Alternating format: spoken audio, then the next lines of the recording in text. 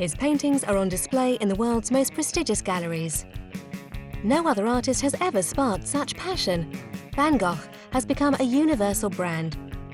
Behind this immense posthumous notoriety, in popular imagination, he takes the figure of the tortured artist. A legend has been constructed around his life. His time in a psychiatric hospital, the incident during which he cut off his own ear, and his absinthe-fueled altercations. Yet behind this unstable character, capable of every excess, there is the immense artist who created an exceptional body of work. How did Van Gogh, the son of middle-class Dutch parents, become Vincent the painter? Why did he wait until the last 2 years of his life to finally sign his first name on his biggest masterpieces? Van Gogh, the ultimate painter. This is the story of the artist's progression that casts light on the fascinating process of his slow maturation.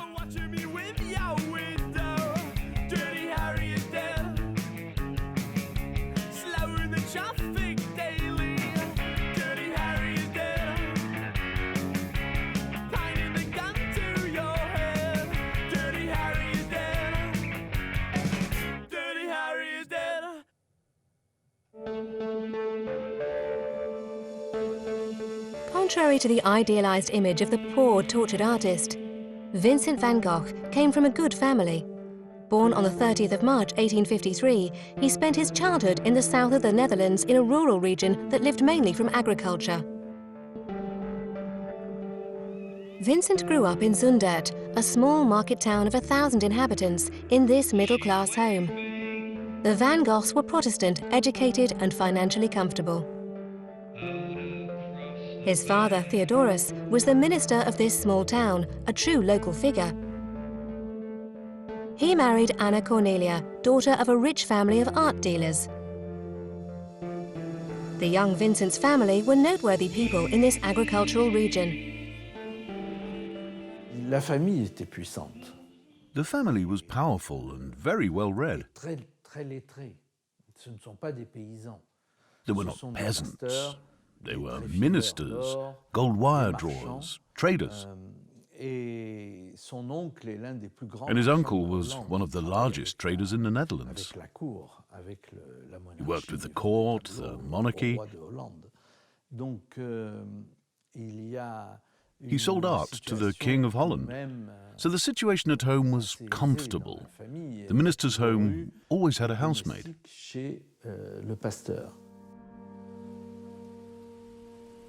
Privileged environment, as one of 6 siblings, Vincent's early years seem to have been uneventful.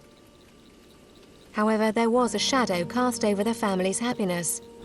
Before Vincent was born, his parents lost a child who was stillborn. They bore the same first name. This founding trouble, without doubt, established part of his unusual personality. Vincent van Gogh est né 1 an jour pour jour. Vincent van Gogh was born exactly a year to the day after another child, his brother, who was also called Vincent Willem van Gogh. So every day, or every time he went to church, he passed his brother's grave, and he saw that Vincent van Gogh was dead.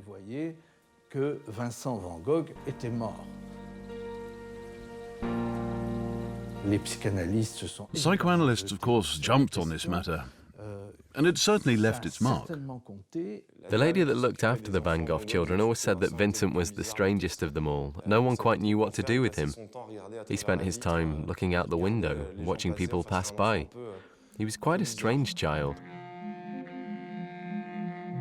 Evading the society of men and its conventions, Vincent developed a strong affinity with nature from a young age. As a child, he went for long walks alone through the Dutch countryside. For the future painter, his discovery of this environment was an aesthetic shock, a revelation. This is how he sharpened his singular and penetrative view of his surroundings. He discovered the deep essence of every detail. As they lived in a little village in the countryside, the young Vincent ventured alone into the fields, up to 10 kilometers away from home, which is extraordinary.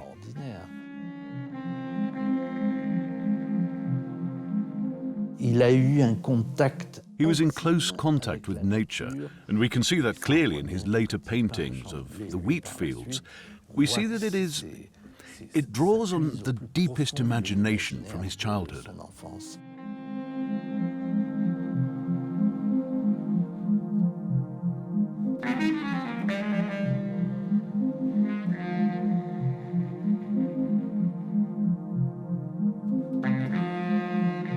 He was passionate about walking. He would walk for hours and hours, and in doing so explored the whole region he lived in. In this way, he had a side to him that was somewhat fanatical, somewhat enlightened. Fanciful, some might say deranged. Vincent was not like the other children. Only his younger brother Theo, who looked just like him, managed to gradually enter his universe. He became an ideal partner for his long walks. Theo became his confidant, a brotherly bond born of this childhood. It would structure their whole lives. Vincent was always supported by his brother. There were moments where the relationship between Vincent and his parents, especially his father, was very difficult. But Theo was always there to help him. At the age of 11, Vincent was brutally cut off from his surroundings. His rambles in the open air were finished. Theodorus, the father of the family, wanted to take him in hand. For this noteworthy person, work and ambition were fundamental values. The young Vincent, the eldest son, now bore the weight of social expectations of success.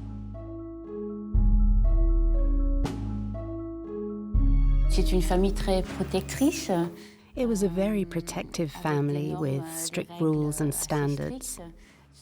His father, a minister, was a rather austere character, strict, but who loved his children very much.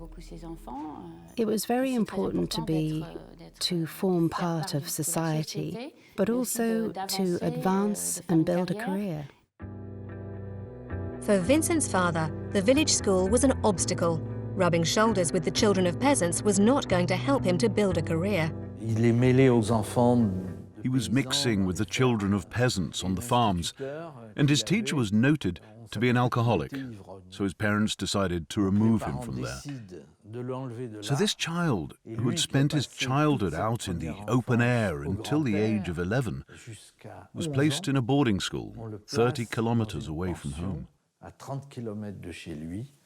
Et ses parents le laissent là, ils s'en vont dans une. And his parents left him there. They drove away in a yellow car, and now we know the importance of yellow in his work. This yellow car drove away with his happiness inside. That is, his parents, the outdoors, his family.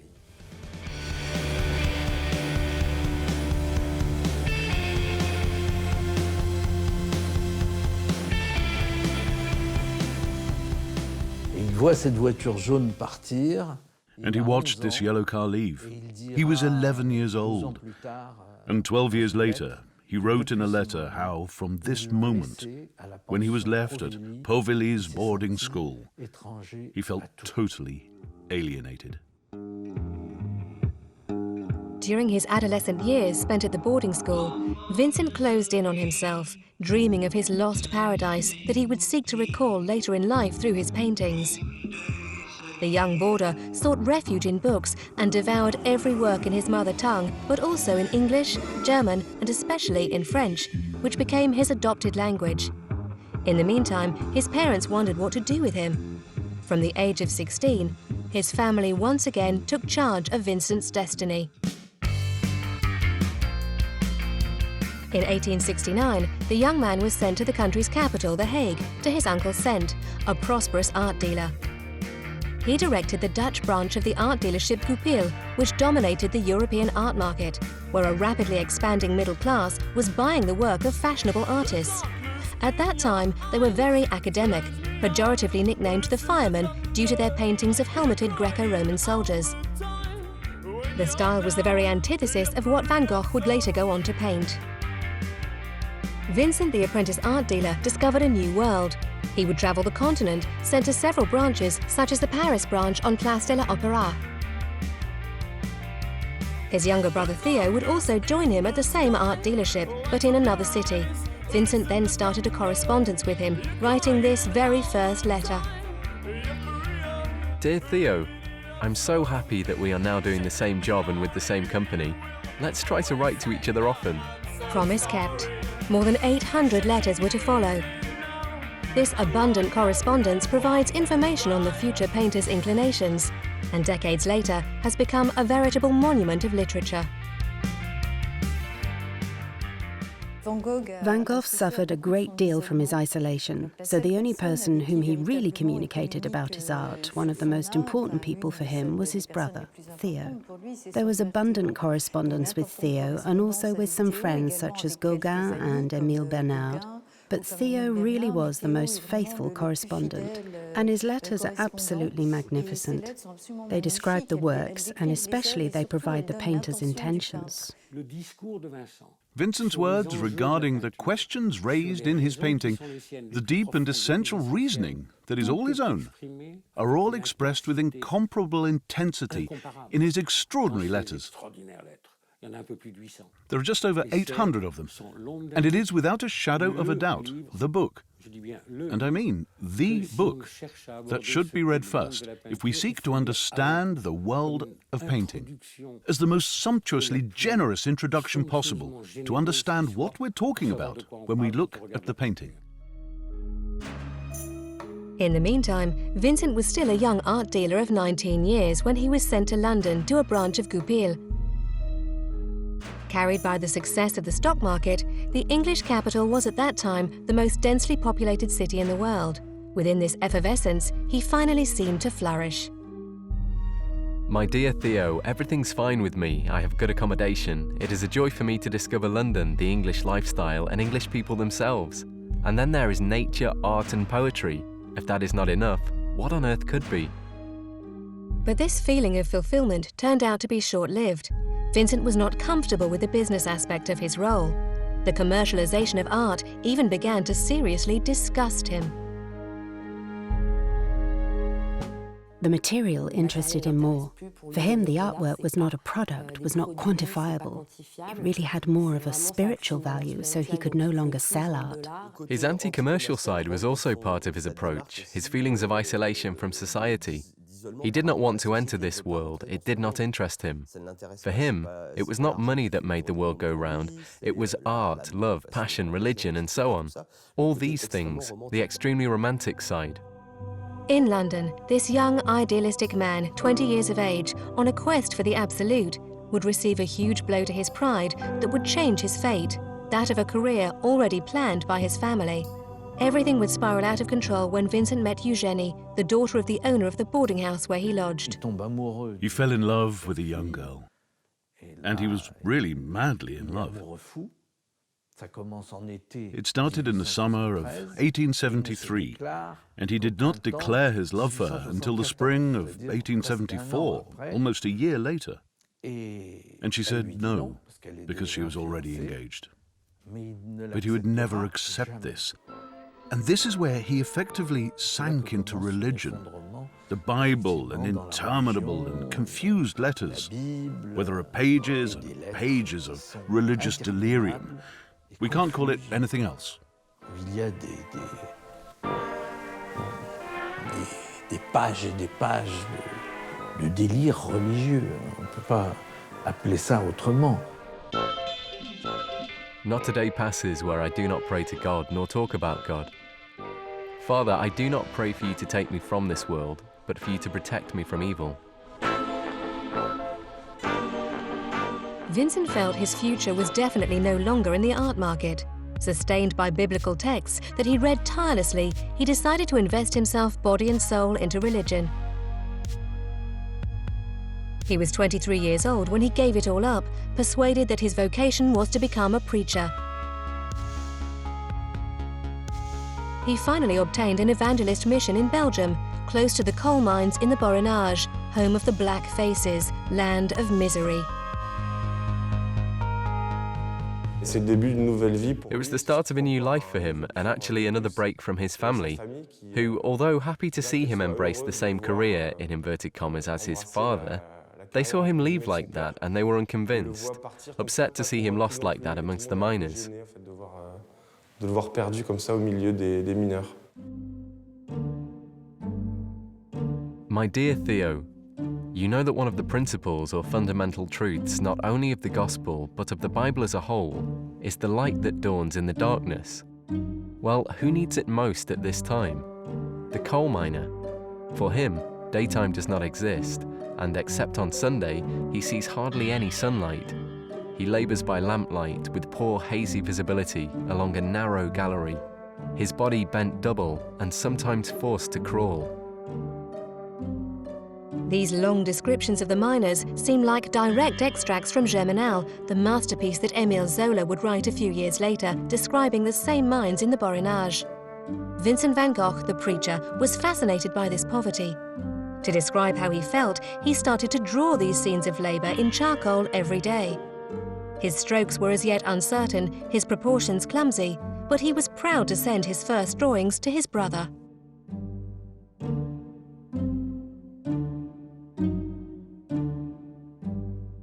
My dear Theo, I don't know how to tell you how happy I am. I scrawled a sketch of the coal miners going to the pit in the morning through the snow along a path lined with thorns. Shadows, vaguely discernible in the dusk. In the background, the large buildings of the colliery fade into the sky.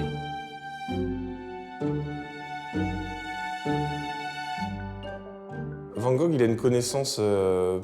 Van Gogh didn't have any detailed knowledge of a working environment. He read about it in books, in certain works by Zola, Balzac. He was fascinated by the French writers who described the life of the working classes. And I think he certainly wanted to help people, and so he overplayed this Christian side where he passed himself off as the person that would save them. He would explain to them that it was thanks to their religious faith that these people would succeed in achieving a better life. C'est grâce à la foi religieuse que ces gens vont réussir à avoir une vie meilleure. In the Borinage, he lived like Christ. He slept on the ground. He ripped up his shirts to make bandages. He gave his cheese to the mice to eat, out of his love for all creatures. Finally, it went beyond all comprehension. People took him for a madman. Children, people liked him, but didn't see him as anything more than a madman in rags, a religious fanatic. My dear Theo, you know that I have neglected my ablutions. I admit it. And I admit that it is shocking, but here, discomfort and poverty are here for a reason. And so profound discouragement exists for a reason. Vincent was going through a period of deep crisis, and the religious fanatics started to worry the region's dignitaries. Alerted by the rumours, his father went to the Borinage to lecture his son. Le père de Van Gogh est d'autant plus inquiet de... Van Gogh's father was even more worried about his son's situation in the Borinage because he was a minister himself. He had a reputation. At that time, reputation was really very important, and he found someone who was a visionary, who was more like the American preacher of today who shouts in front of people in church. More than a Protestant minister, with a duty to be austere and strict, who lived in a small house and who met and talked with people. He was more in a position of a minister who was a bit crazy, a bit famous, who scared the locals a little bit.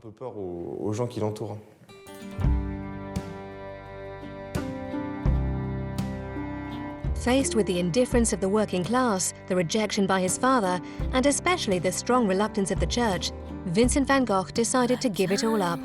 He was aged 27 at this point and was once again about to radically change his life.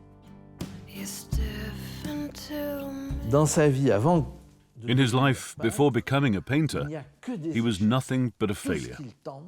Everything he tried, he failed at. All the time, all the time, all the time. But every time, he moved closer in the direction of art and painting.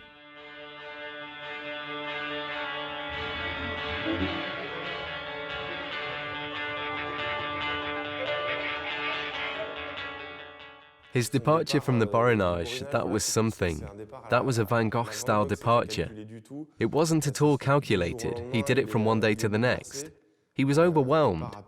He effectively left on foot, which is completely surreal. It really gives us the impression of someone who leaves, who physically leaves. I mean, he had a need to feel that he'd been on a journey that had taken him from one point to another. He left a bit like Cantona. He threw down his jersey and walked away. Proud, his drawings under his arm, Vincent walked tens of kilometres towards Brussels with just one goal in mind: to become an artist. In the Belgian capital, he enrolled at the Academy of Art. Since Vincent did not have a good grasp of basic techniques, his teachers seriously doubted his ability. When they discovered his still naive drawings, they did not believe it was possible to undertake a career as an artist so late. So Vincent left the classes and started to work relentlessly on his own. He tirelessly copied the drawings that he found in learning manuals so as to master proportions. Working day and night, he applied himself fully. His models were the great classics, such as the German painter Holbein. This portrait of a young girl, here is what he did with it.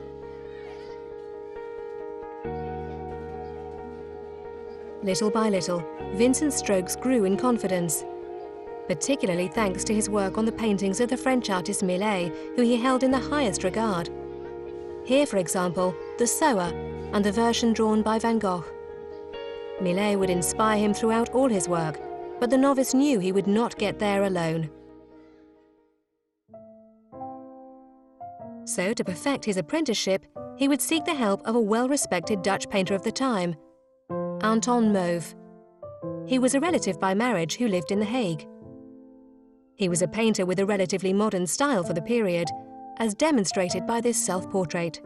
Anton Mauve had married Jet Carbentus, who was Vincent van Gogh's cousin, and Van Gogh asked him if he could give him some lessons. And Mauve started to give him lessons. He watched what he was doing at the beginning and said to him, "I used to think you were a total idiot. But actually, what you're doing isn't bad. I think you might be able to get by and sell and live from your art." Because very quickly the students started to make rapid progress, his teacher Anton Mauve had the idea of introducing him to oil painting. It was an intuition that would turn out to be key. I must tell you, Theo, that Mauve has given me a painting box with colours, brushes, a palette, oil, everything I need. So the decision is made. I am going to start painting, and I am happy to have reached this point. And here it is, Vincent van Gogh's very first painting, created at the age of 28, Still Life with Cabbage and Clogs. By assembling a few disparate objects, the beginners succeeded in creating an atmosphere. His teacher was impressed. Vincent would surely be a painter. Yet the relationship between the two men would turn sour, since Vincent was impatient and became irritated with an apprenticeship that he considered too conventional. The fact is, as soon as he started to master watercolours and was capable of creating artwork that could be sold to the Dutch middle class, he wasn't interested. He wanted to go much further than that. Much further. Vincent fled to the Dutch countryside.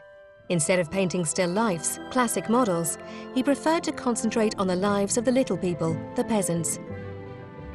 He spent 7 months frenetically preparing for what he imagined would become his masterpiece, with hundreds of sketches describing peasant poverty as he saw it. After working long and hard, he completed The Potato Eaters. Van Gogh considered this canvas to be his first painting fit to be described as such. With lighting that recalls the atmosphere of Rembrandt's work, his peasants deliberately take the appearance and earthy tones of the potatoes that they put such effort into growing. Thrown into the face of the world, the painting resembled a banquet of the earth's damned.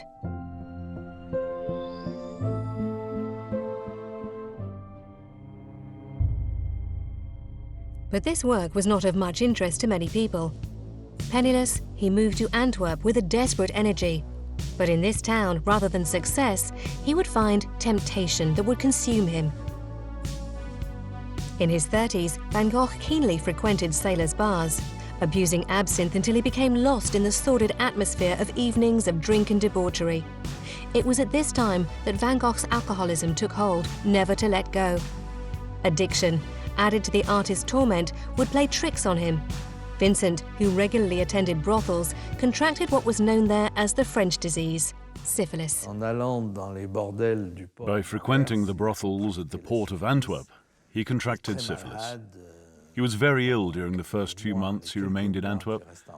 He also lost 7 or 8 teeth. He was very ill and went to see a doctor, learned that it was syphilis, and therefore that he was terminally ill. Aware that he only had a few years left to live, Vincent painted the head of a skeleton with a burning cigarette. Brash, and with a modernity approaching surrealism, the painting broke the mold with an energy previously unknown to Vincent. By reinterpreting the classic theme of the skeleton, by attributing it human characteristics, the painter thumbed his nose at death. Ill, exhausted, lost, short of money, Vincent had only one place left to turn. He decided on impulse to rejoin his brother, who at that time was running a large gallery in Paris. My dear Theo, I will be at the Louvre from midday, or earlier if you want. Please reply to let me know what time you will be able to come to the Salon Carré. Please come as early as possible. Vincent arrived in Paris at the start of 1886. He was 33 years old. His stay in Paris was to offer him new horizons. On arrival, he did not yet know that in the capital he would find his inspiration and perfect his apprenticeship, finding his own inimitable style. His brother, the eternal protector, welcomed him with open arms into his apartment on Rue Lepic en Montmartre. He cleaned him up, housed him and fed him for 2 years. But Theo, as an art dealer, would offer him much more. He would make him discover a new genre of paintings. For Vincent, it was a revelation. Straight away, Vincent would discover some paintings on the walls of this apartment that Theo had been authorized to sell in his own gallery, established principally for the painters of the Salon. These were official painters, painters who had been commended, if not awarded a prize by the Salon. Dismissed for years and years, they were called the Impressionists, which he knew nothing about. He had, of course, read texts by Zola. He had seen some etchings in magazines that had been reproduced from the paintings, but in black and white, and for good reason. All of a sudden, he came face to face with this extraordinary colour that he knew nothing about, after having arrived with only dull, sombre, earthy colours. The shock of the striking colours used by the Impressionists would overwhelm his own painting palette. His first paintings in the apartment at Rue Lepic reflect this. Like this view of Paris painted from the window of the apartment. The paint is lighter, full of colour. Finished are the areas of monochrome colour. He borrowed small, discontinuous lines from the pointillism technique. Faithful to his love of walking, Vincent roamed the city. He spent a great deal of time in the museums, particularly the Louvre, in the wing dedicated to Asian arts. And this is where he discovered another technique that would offer him new perspective: Japanese printing. In addition to the paintings that Vincent would, in inverted commas, steal, recoup, assimilate, he was about to make another discovery. He wasn't the first to discover it. It was in fashion at that time. We're talking about Japanese prints. And so he would begin collecting these prints straight away and start work based on them. A print by Hiroshige and the Van Gogh's highly inspired version. Hiroshige, Van Gogh. For this portrait of Père Tanguy, a figure in the art world that Van Gogh admired, we find the colours and strokes of paint in an impressionist style. And behind the character, we have compositions created in the style of the Japanese prints. An audacious mix of style for that era, which went on to become a trademark.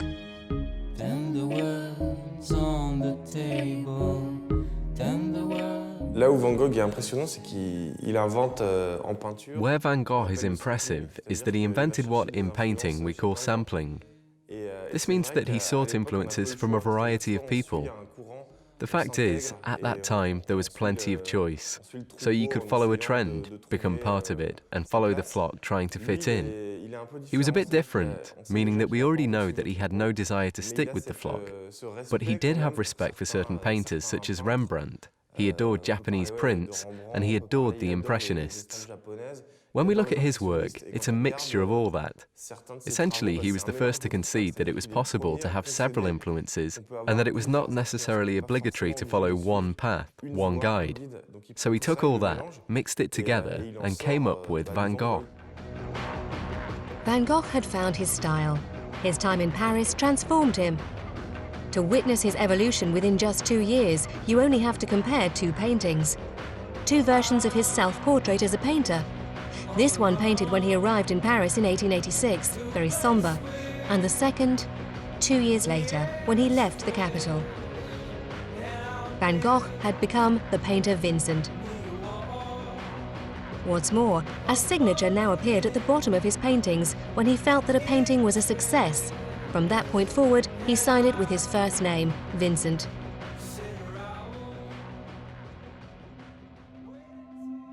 He was now sure of his art, and yet Van Gogh was unhappy.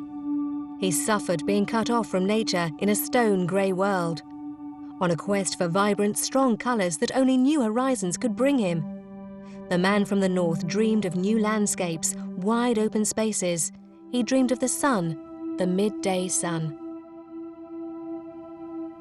He was looking for other colours because Paris was generally very grey, very black. Even the walls were very dirty because wood fires were used for heating, etc.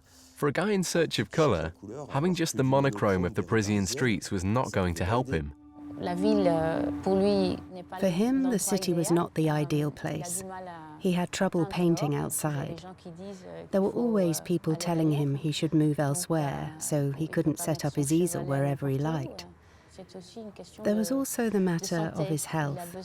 He needed warmth, somewhere to regain his strength and have more space, somewhere more tranquil, more calm. February 1888. In the depth of winter, Van Gogh hurriedly left the Parisian gloom.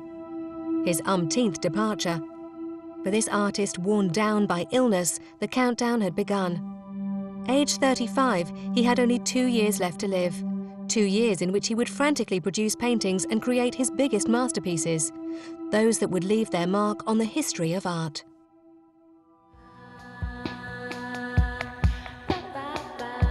On his quest for the south, he somewhat by chance stopped in Arles, a small town of 23,000 inhabitants. What stood out to him the most was the sun. This atmosphere bathed in bright light, even in the depths of winter.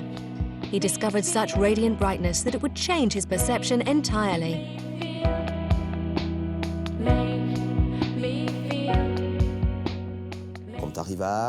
When he arrived in Arles, the roofs were tiled, the walls yellow, the sky blue. There was the enormous amphitheatre. It felt like the fog was lifting. Vincent walked through the nature surrounding him. He rediscovered the exhilaration of losing himself on long walks, like during his youth. The countryside was his lost paradise. The difference was that the Provençal landscapes were nothing like the Netherlands, which were monotonous and flat. For the artist, this new horizon was a real aesthetic shock. He was fascinated by the vegetation he discovered. The rocks that emerged from the land, the twisted trees, and the persistent wind that had the reputation of driving people to despair.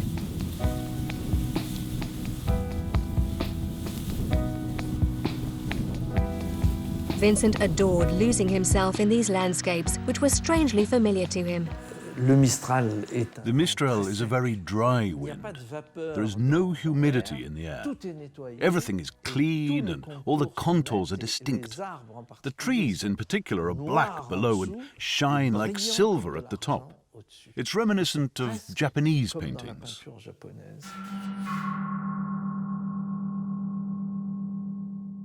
For Van Gogh, the landscapes of southern France seemed lifted straight out of one of the prints he discovered at the Louvre. Inspired, Vincent would then produce a series of Japanese-style works using a reed pen. It was a tool that allowed him to make soft but firm strokes that were a great influence on his increasingly freer hand.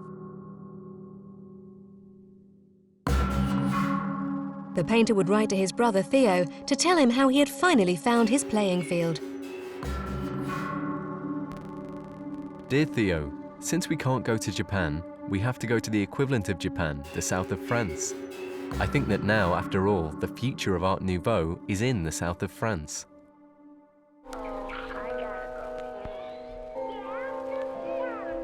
In his French Japan, Van Gogh, with his easel under his arm, hurriedly painted outside. His brushstrokes came as if from a machine. He became a painting machine because he'd found this formula of painting and writing that went like this, with very short, discontinuous strokes, and he went very, very, very quickly. It's astounding. There were days when he created 3 paintings in a day, and all 3 were masterpieces. This is the period of the high yellow note. It is a colour that found a totally different meaning for Van Gogh. When he painted sunflowers during his yellow period, he broke away from the standard frame of reference. This colour usually embodies sunshine and joie de vivre, yet this painting evokes a feeling of strange melancholy. Faced with these wilting flowers, he conveys an emotion that dates back to the innermost experiences of his childhood, the feeling of abandonment that took hold when he was sent to boarding school. This still life thus betrays his profound solitude. We also find this solitude in the painter's other recurring theme during his final years of existence, his self-portraits. His work became introspective. Raw reality, superior clarity, all filters removed. What is interesting about Van Gogh in his self-portraits is not the fact that he did 1 or 2 self-portraits. What is interesting is that he did numerous self-portraits. When we look at the succession of self-portraits, one after the other, we see death at work. What we see in the space between 2 paintings is the work of death on his face, on the very being of Van Gogh. And so we see someone who is consigned to death, and also someone who is capable of looking this other impossibility straight on, which is not just the sun or the night or death, but which is the man himself. And it is impossible to look straight at. It is maybe the most difficult thing there is. We often use another medium to talk about ourselves, but to talk about himself, Van Gogh painted Van Gogh. Far away from the cafes of Paris frequented by artists, Vincent suffered the indifference of the people of Arles towards his work. He felt alone. Living in this building in the centre of town, the famous Yellow House, he dreamed of creating an atelier in the south of France, a haven for Art Nouveau painters freed from academicism. So Van Gogh wrote to the progressive painters that he had come across in the capital.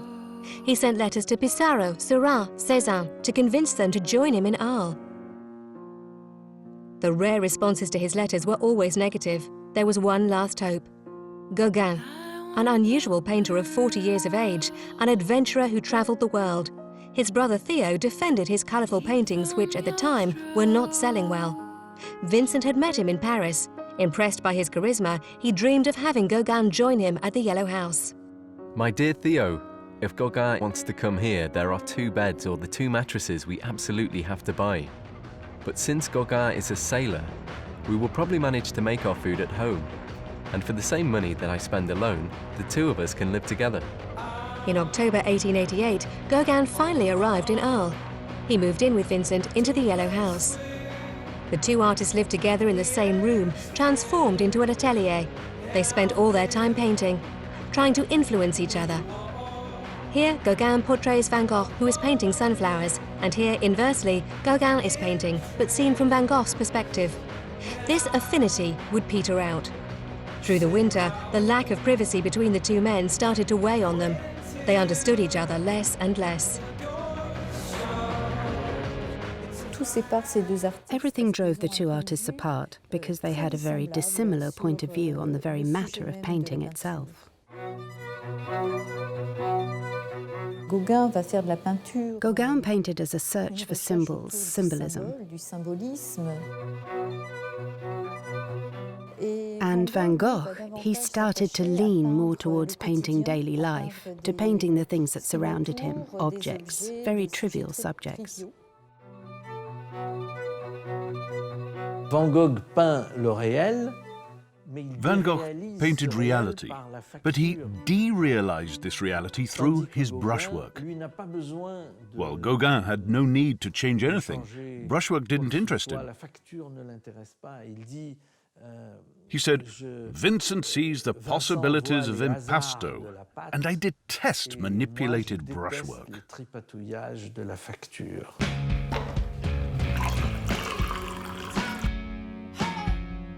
Falling back into his old routine, the Dutch painter drank large quantities of absinthe. Gradually, he sank into a troubling insanity. Some nights, Gauguin would find Vincent watching him in his sleep, leaning over his bed. Arguments followed, and their relationship was stretched to the extreme. On the 23rd of December 1888, the final crisis exploded. Infuriated, Gauguin left the Yellow House. The episode that followed constructed the myth surrounding Van Gogh, the ear that was cut off. Gauguin décide de quitter la maison, il entendait pas derrière lui, Vincent le suit. Gauguin decided to leave the house. He heard steps behind him. Vincent was following him with a knife. There was a cold look between them. Vincent returned to his house. Gauguin ran off to a brothel. And when he got back, it appears that Van Gogh had cut off his earlobe, a part of the ear, and not, as we were led to believe, his whole ear, close to the skull, leaving a hole in the middle, which would, of course, be monstrous. Le lendemain matin, quand Gauguin revient dans la maison jaune, The following morning, when Gauguin returned to the Yellow House, he was astonished. There was a crowd. People were saying to him, "Your friend's dead." He climbed the stairs. There was blood all over, on the walls. He found Van Gogh curled up on a bed in the middle of blood-stained sheets. And Gauguin touched him. He saw he was warm. Clearly, he let out a sigh, came to his senses and said to the police officer, "Wake him up carefully, I'm leaving." He didn't want to stay and for Van Gogh to see him.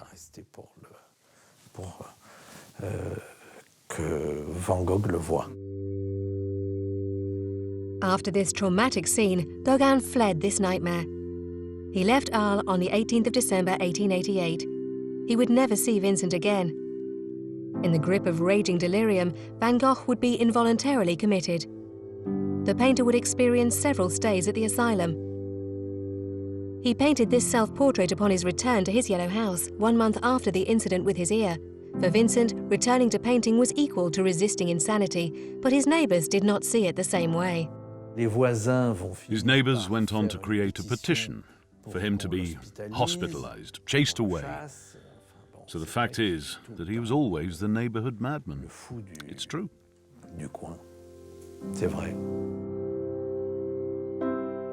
Feeling rejected by society, pursued by his neuroses, Van Gogh accepted admittance to an asylum in Saint-Rémy-de-Provence. He would spend a year away from the world, in this monastery which at that time took in psychiatric patients. Secluded, his state did not improve and his crises were intense. He no longer knew what to do. He couldn't work anymore. At times he had to be locked in and his painting materials were taken away because he was so... He had hallucinations. It's really very sad. And he even tried to poison himself by eating paint and drinking turpentine. So his materials were taken away. He was on self-destruct. When he sent paintings to Theo, he told him, "Don't hesitate to destroy all these daubs." Now, daubs. When we see that these daubs have become the jewels of the biggest galleries in the world, we understand just quite how blind he could be.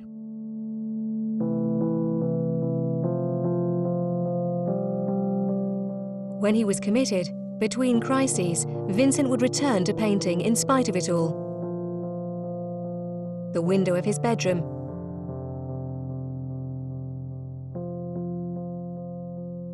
the corridors of the asylum. And lacking subjects, he tirelessly reworked his old paintings right back to his first drawings, such as the seated old man that he had drawn in Antwerp 8 years earlier, or other scenes inspired by Millet. He went over every theme that obsessed him. The sunflowers, of course, which he reproduced 7 times. Painting became his only concern. He hoped that painting would spare him from relapses, chase the hallucinations away. Listen, leave me in peace to continue my work. If it's the work of a madman, well, too bad. There's nothing I can do about it. Work distracts me infinitely better than anything else. And if I could for once throw myself into it with all my energy, that could possibly be the best remedy. During this time, his sky blue self-portrait is one of his main masterpieces. Van Gogh shows 3/4 of himself, hiding his mutilated ear. This work unveils the painter's torment with sharp intensity and marks a new artistic direction. When we look at the blue vibrations surrounding the self-portrait from '89, at the time when Van Gogh had suffered all the crises that seriously unsettled him, we see that he also wanted to convey some kind of internal suffering, like a vibration, something that bores into the person and their personality.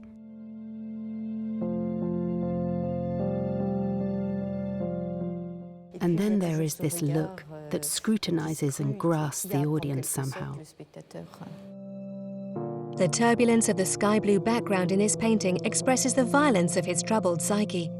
Multiple echoes of his own internal torment that invade his paintings. Like in this other masterpiece that he painted in 1889. The trees are shaped like flames. The sky and the stars whirl within a cosmic vision, as if in search of another truth. A disturbing extra lucidity. Évidemment que Van Gogh n'est pas fou. Van Gogh a cette particularité d'avoir... It is clear that Van Gogh was not crazy. Van Gogh had this individual characteristic so often found in those who we call crazy of facing reality without filters, just as it is. And human beings in general, those who aren't artists, those who aren't Van Gogh, refuse to face reality. Essentially, we call people crazy when they have their eyes wide open, facing up to the truth, reality. This means that when they are faced with reality, there is no filter between the violence of this reality and their sensitivities. So Van Gogh had an ability, a way of opening his eyes to look directly at the sun being a sort of symbol for everything that is normally unbearable to look directly at. And that is the main reason why the sun holds a dominant position for Van Gogh, to the point where he paints the night. The stars become suns. À tel point que quand il peint la nuit, les étoiles sont des soleils. 2 days before his death, he went to paint in the wheat fields. He left with his painting materials and returned to the Auberge Raveau at Auvers-sur-Oise very late in the evening. He went to bed, and we don't know much else, only that the following day he was found crying in pain in his bed. The owner of the auberge called the doctor, and Van Gogh then admitted that he had shot himself in the stomach.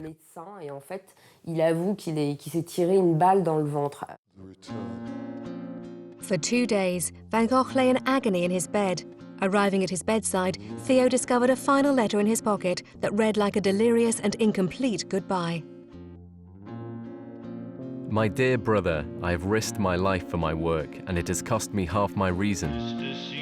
All right, you can still choose your side. As far as I can tell, you are not one of those dealers in men. I am sure you act with true humanity, but what do you expect? Van Gogh died in his room at the Auberge Raveau on the 29th of July 1890 at 1:30 in the morning, at the age of 37. He was marginalized in life and would remain a pariah in death, at the edge of a society that never accepted him. All the paintings that were in his bedroom were displayed around his coffin, and after his burial, in homage to his brother, Theo Van Gogh distributed a few souvenirs to his friends, and everyone was able to take 1 or 2 canvases, including the owner of the Auberge Raveau, who sold them a few months later to some passing American tourists for 10 francs.